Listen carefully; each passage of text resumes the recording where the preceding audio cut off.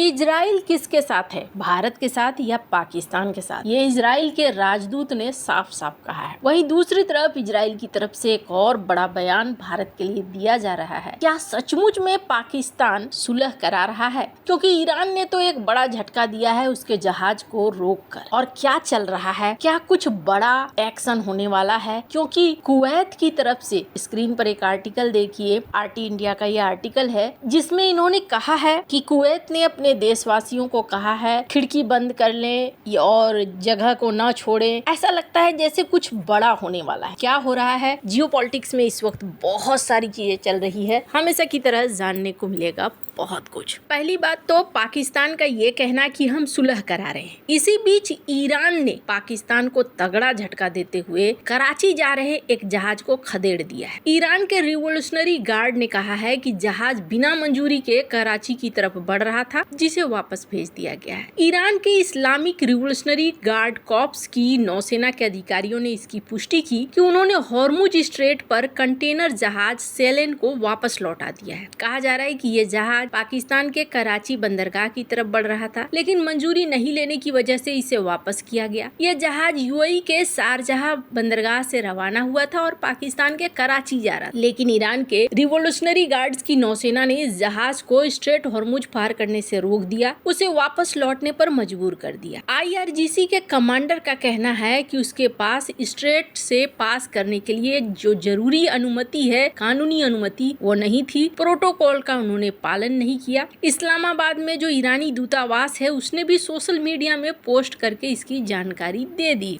यहाँ से इन्होंने वापस लौटा दिया इनको। अब यहाँ पाकिस्तान, ईरान और अमेरिका के बीच युद्ध विराम को लेकर समझौता करने की कोशिश करवा रहा है और वहीं दूसरी तरफ इस छोटे से जहाज को रोक रहा है ईरान। क्या आखिर चल क्या रहा है? क्या सचमुच में ये कोशिश कर रहे हैं कि समझौता हो जाए? तो पहली बात अगर मैं कहूँ तो यहाँ इजराइल ईरान में ना ये लड़ाई रुकी हुई नहीं है। ये लड़ाई इसलिए रुकी हुई नहीं है क्योंकि इजराइल भी हमला कर रहा है और ईरान भी हमला कर रहा है। दोनों एक दूसरे पर हमला कर रहे हैं। कथित तौर पर ये कहा जा रहा है कि बुशहर न्यूक्लियर प्लांट पर दूसरी बार हमला हुआ है और अगर इस बार के हमले में रेडिएशन वगैरह फैलता है तो समझ लीजिए कि ये हमला बहुत ही ज्यादा भयानक है। अब इसी तरीके के हमले इजराइल पर भी किए जा रहे हैं। इजराइल ने क्या कहा है? इजराइल ने ये कहा है कि अमेरिका बातचीत कर रहा है, हम यहाँ बातचीत नहीं कर रहे हैं। और जब इजराइल बातचीत नहीं कर रहा है तो मेन तो बनता है बंदा इजराइल कि इजराइल इस युद्ध को रोकना चाहता है या नहीं रोकना चाहता है, या इजराइल इस युद्ध में और आगे बढ़ना चाहता है। अभी कुछ लोग ये भी मान रहे हैं, कुछ आर्टिकल भी छप रहे हैं, जैसे स्क्रीन पर इस आर्टिकल को देखिए, कि अगर इजराइल ने ईरान के चेतावनी को या ईरान जो खतरा है उस खतरे को नष्ट कर दिया तो क्या तुर्की अगला टारगेट है? क्योंकि तुर्की इजराइल के लिए सबसे बड़ी समस्या बन रहा है। वहीं एक तरफ ये भी सवाल आ रहा है कि क्या सचमुच में ये युद्ध अंत होने की तरफ बढ़ रहा है या किसी और दिशा में बढ़ रहा है? अब ऐसा क्यों कहा जा रहा है? यहाँ पर कुवैत के नेशनल गार्ड की तरफ से एक वीडियो रिलीज की गई है, जिस वीडियो के बाद बहुत सारे लोग टेंशन में हैं कि क्या ये युद्ध कोई और रूप तो नहीं ले रहा है। इन्होंने अपने वीडियो में कहा है अपने घरों को ना छोड़ें, पैनिक ना होएं, अपने खिड़कियों को बंद कर लें, अपने दरवाजों को बंद कर लें।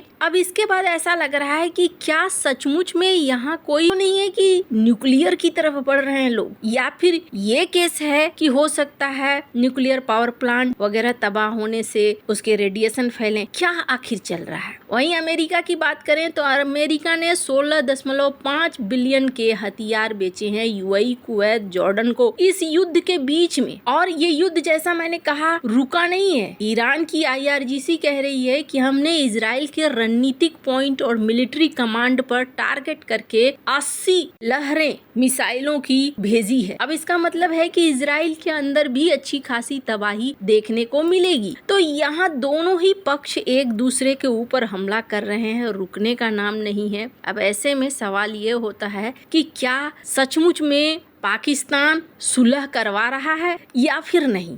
अब इसको लेकर ना इजराइल के राजदूत का एक बयान बहुत ज्यादा चर्चे में है। इजराइल के राजदूत ने कहा कि देखिए, जहां तक सुलह कराने की बात है, चूंकि पाकिस्तान ने ऑफर किया है, तो हम उस पर यकीन नहीं करते हैं जिसके साथ हमारे कोई रिश्ते नहीं है, रिलेशन नहीं है, हम उनके ऊपर यकीन नहीं करते हैं। हम पाकिस्तान पर कोई भरोसा नहीं करते क्योंकि दोनों देशों के बीच कोई राजनयिक संबंध नहीं है। अजार का कहना है कि इजराइल अपनी और अमेरिका की जजमेंट पर ही निर्भर करेगा। उन्होंने ये भी साफ किया कि पाकिस्तान के बलूचिस्तान में अमेरिकी निवेश से इजराइल को कोई फर्क नहीं पड़ता है। इजराइल भारत के साथ खड़ा है और भारत के साथ रिश्तों को मजबूत करना चाहता है। स्क्रीन पर इस वीडियो को देखिए।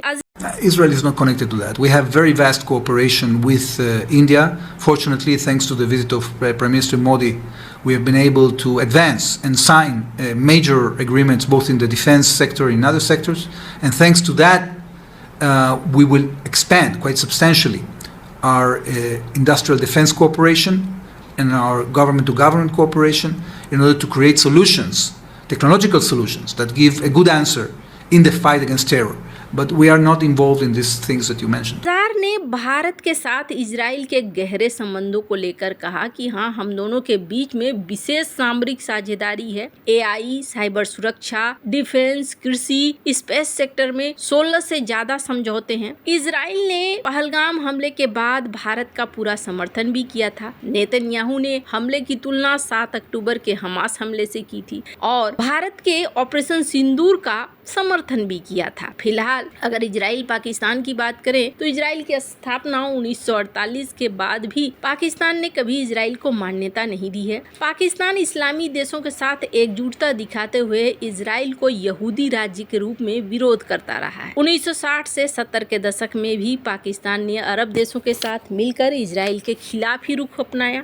आज 2026 तक दोनों देशों के बीच कोई दूतावास, आधिकारिक संबंध या किसी तरीके की डायरेक्ट फ्लाइट वगैरह भी नहीं है। 1973 में अरब देशों ने इजराइल पर हमला किया था तो पाकिस्तान ने नैतिक समर्थन दिया था और कुछ पायलट भी भेजे थे। इजराइल ने तब भी उन देशों पर भरोसा नहीं किया जिनके साथ उसके संबंध नहीं थे। आज ईरान संकट में इजराइल उसी नीति का पालन कर रहा है, पाकिस्तान को मध्यस्थ नहीं मान रहा है क्योंकि वह ईरान का करीबी माना जाता है, इजराइल का विरोधी माना जाता है। वहीं दूसरी तरफ अगर भारत की बात करें, इजराइल की रियलिस्टिक विदेश नीति को दिखाता है जिसमें वो भारत को अपना साथी मान रहे हैं। भारत के साथ इजराइल आगे बढ़ना चाहता है, ये तो इजराइल ने पहले भी साफ कर दिया। अभी भी बहुत सारे लोग ये कहते हैं, कई सारे एक्सपर्ट ये कहते हैं कि ये जो भी तामझाम देखने को मिल रहा है, ये युद्ध, ये लड़ाइयाँ, ये सब कुछ आईएमए कॉरिडोर के लिए है। आईएमए कॉरिडोर को पूरी तरीके से साफ सुथरा बनाने के लिए है। वैसे आईएमए कॉरिडोर में सीधे इजराइल और भारत एक दूसरे के साथ जुड़े हुए हैं और ये एक बड़ा गेम है, लेकिन देखना होगा कि इस लड़ाई से क्या इजराइल को बहुत ज्यादा हानि होती है। आपको क्या लगता है इन सब मामले में, आपकी क्या राय है, कमेंट कर जरूर बताएं। जल्द मिलते हैं अगले वीडियो में नई खबर के साथ।